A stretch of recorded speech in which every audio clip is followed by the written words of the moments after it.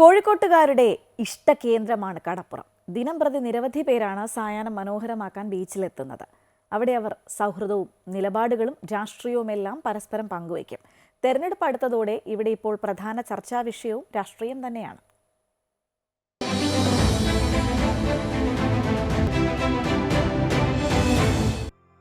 ലോക്സഭാ തെരഞ്ഞെടുപ്പിന് ഇനി ഏതാനും ദിവസങ്ങൾ മാത്രമാണ് ബാക്കിയുള്ളത്.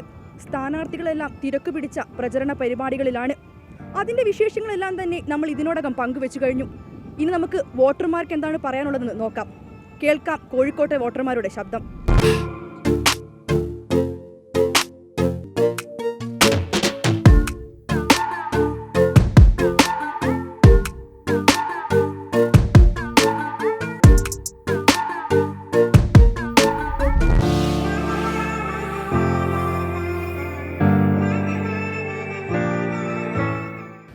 ചേട്ടാ, 2024 ലോക്സഭാ തെരഞ്ഞെടുപ്പ് ഇങ്ങ് പടിവാതിക്കലെത്തിയല്ലോ. അപ്പോൾ ആർക്കായിരിക്കും വിജയ സാധ്യത?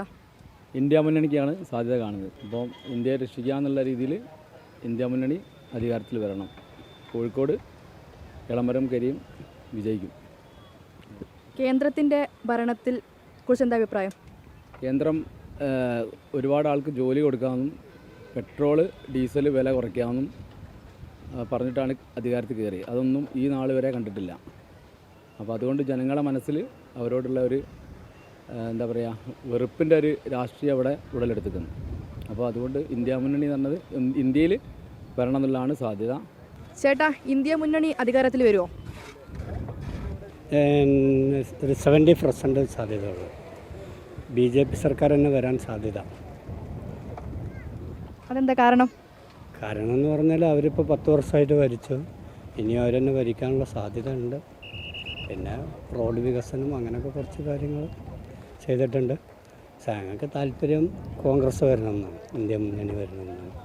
കേന്ദ്രത്തിൽ ഇത്തവണ ആര് അധികാരത്തിൽ വരും? ഇന്ത്യ മുന്നണി വരണമെന്നാണ് ഏറ്റവും വലിയ ആഗ്രഹം. പക്ഷേ ഈ തുടർച്ചയായിട്ടുള്ള ഈ കാലഘട്ടവും ഭരിച്ചത് NDA ആയതുകൊണ്ട് ഇനി ഇവിടുന്ന് അങ്ങോട്ട് എന്താണ് എന്നുള്ളൊരു കൺഫ്യൂഷൻ ഉണ്ട്. പക്ഷേ ഇന്ത്യ മുന്നണി വരണമെന്നാണ് ഏറ്റവും വലിയ ആഗ്രഹം. കാരണം എന്താ? കാരണം എന്താ വെച്ചാൽ NDA ഭരണം ഇഷ്ടമല്ല, അതന്നെ, തീരെ ഇഷ്ടമല്ല. വാഗ്ദാനങ്ങളൊന്നും പാലിക്കപ്പെട്ടിട്ടില്ലേ?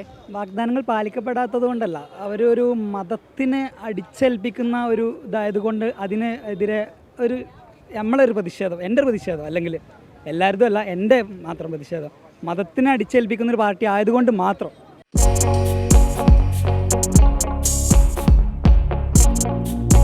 ചേട്ടാ, ഒരു സ്ഥാനാർത്ഥിയെ സംബന്ധിച്ച് അവരുടെ ഈ പ്രചരണ രീതികളൊക്കെ എങ്ങനെയായിരിക്കണം എന്നൊരു അഭിപ്രായം?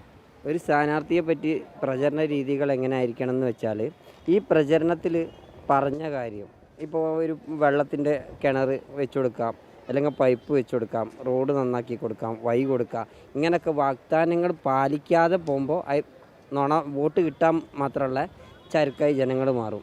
എല്ലാ പ്രചരണത്തിൽ ഇതേ വാക്ക് തന്നെ പാലിച്ച സ്ഥാനാർത്ഥിയാണെങ്കിൽ എന്നും വിജയിച്ചു കൊണ്ടേയിരിക്കും.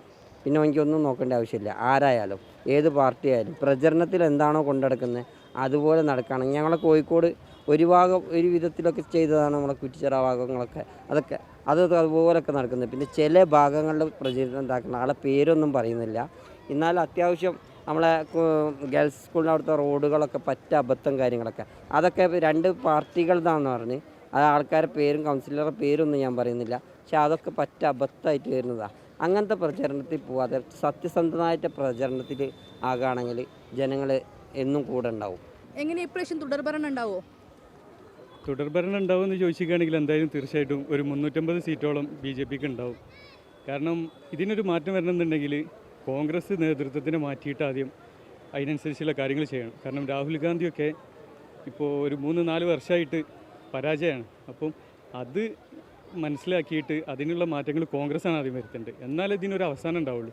അല്ലെങ്കിൽ ഇതിങ്ങനെ കണ്ടിന്യൂ ചെയ്ത് പോകുക എന്നല്ലാതെ നമ്മളിപ്പോൾ പറയല്ലോ, ഒരു പാനിക് ഉണ്ടാവും. ഇത് സെറ്റിലാവണമെന്നുണ്ടെങ്കിൽ ഇതിനൊരു ചേഞ്ച് വരണം. അപ്പോൾ തീർച്ചയായും ഒരു തുടർഭരണം ഇല്ലാതെ നിൽക്കണമെന്നുണ്ടെങ്കിൽ അതിന് മാറ്റം വരേണ്ടത് കോൺഗ്രസിൻ്റെ അകത്താണ്, അല്ലാതെ ഒരിക്കലും എന്തല്ല.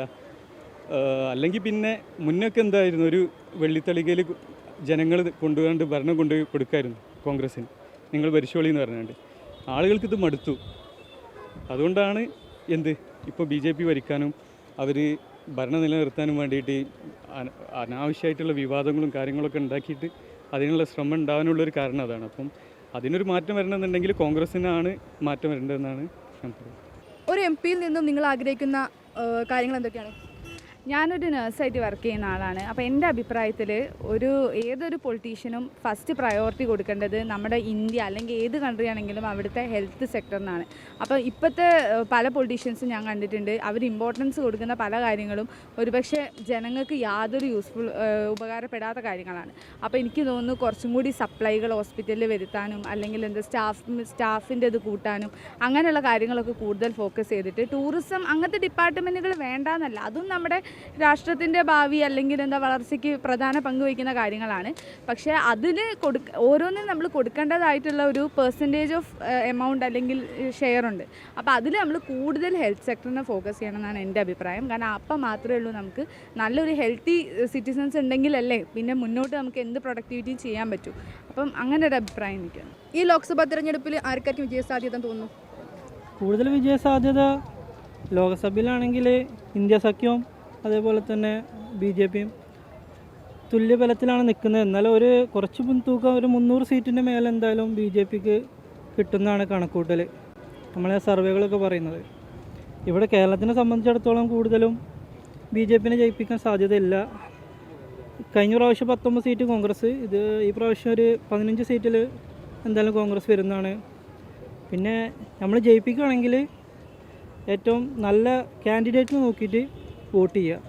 പാർട്ടി നോക്കുക, കാൻഡിഡേറ്റിനെ നോക്കുക. നമുക്ക് ഉപകാരമുള്ളത് ആരാണ് അവർക്ക് വോട്ട് ചെയ്യുക. അതിലാണ് നമുക്ക് ബെനിഫിറ്റ് ഉള്ളൂ. പാർട്ടി നോക്കിയിട്ട് കാര്യമല്ല. കേരളത്തിൽ BJPക്ക് സാധ്യത ഉണ്ടോ? BJPക്ക് സാധ്യത ഉണ്ട്. സുരേഷ് ഗോപി നമ്മൾ കോൺഗ്രസ്സുകാരനാണ്. സുരേഷ് ഗോപി ജയിച്ചാലും നന്നായിട്ട് ചെയ്യുമെന്ന് തോന്നുന്നുണ്ട്. നല്ല എല്ലാത്തിലും ആൾ പറഞ്ഞ കാര്യം ആൾ സൂപ്പറായിട്ട് ചെയ്യുന്ന ആളാണ്. രാജ്യസഭ MP ആയി നിന്നപ്പോൾ മൂപ്പര് കുറേ കാര്യങ്ങൾ ചെയ്തിട്ടുണ്ട്.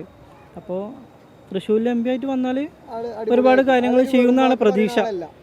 ആൾ ഒരു സത്യസന്ധനാണ്. ആൾ ജയിച്ചാൽ നല്ലതൊരു പാർട്ടി ബേസിലല്ല, അയാളെ വ്യക്തിത്വം വെച്ചാണ്ട് ആൾ ഉഷാറായിട്ട് നാടിന് വേണ്ടി ചെയ്യൂലേ, അതൊരു ഉറപ്പുണ്ട്.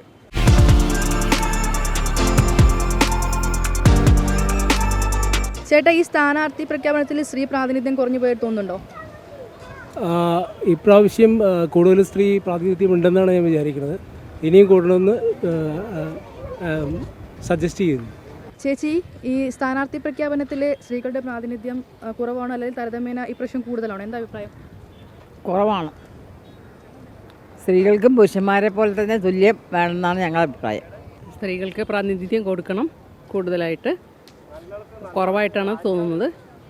ശോഭ സുരേന്ദ്രനെ പോലെയുള്ള കഴിവുള്ള വ്യക്തികൾ മുന്നോട്ട് വരണം. ഇപ്പോഴത്തെ കേന്ദ്ര ഭരണത്തെക്കുറിച്ച് എന്താ അഭിപ്രായം?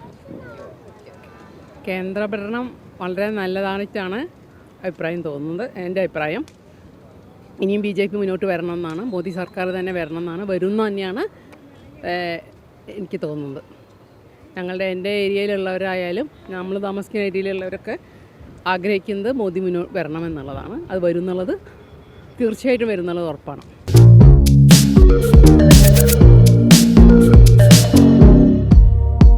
അഭിപ്രായങ്ങൾ വ്യത്യസ്തമാണ്. ഭരണ തുടർച്ച വേണമെന്ന് പറയുന്നവർ ഒരു വശത്ത്, ഭരണമാറ്റം ആഗ്രഹിക്കുന്നവർ മറുവശത്ത്. ഏത് യാഥാർത്ഥ്യമാകുമെന്ന് കണ്ടറിയാം. ക്യാമറാമാൻ അമർജിത്ത് കൽപ്പറ്റയ്ക്കൊപ്പം വർഷ ഗിരീഷ്, അമൃത ന്യൂസ്, കോഴിക്കോട്.